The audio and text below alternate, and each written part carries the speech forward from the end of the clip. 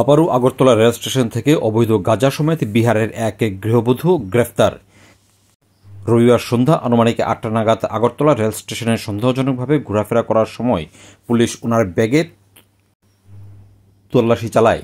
এই তল্লাশিতে আগরতলা জিআরপিএস থানার পুলিশের হাতে অবৈধ গাঁজা সমেত এই মহিলা গ্রেফতার হয়েছে। জানা গেছে তার ব্যাগ থেকে মোট 2 কিলো অবৈধ গাঁজা উদ্ধার করা হয়েছে।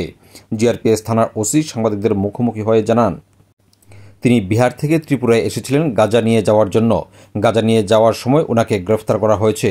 তার বিরুদ্ধে এনডিপিএস ধারায় মামলা গ্রহণ করা হয়েছে বলে জানিয়েছেন তিনি। সোমবার অভিযুক্তকে আদালতে পাঠানোর উদ্যোগ গ্রহণ করেছে পুলিশ।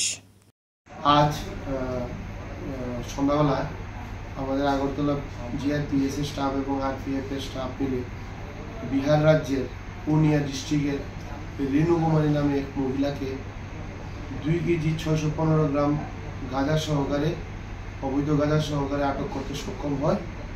আমরা তাকে ডিটেইন করেছি এবং তার বিরুদ্ধে একটি এনডিপিএস ধারায় মামলা গ্রহণ করেছি। তাকে আমরা আগামীকাল আদালতে প্রেরণ করব।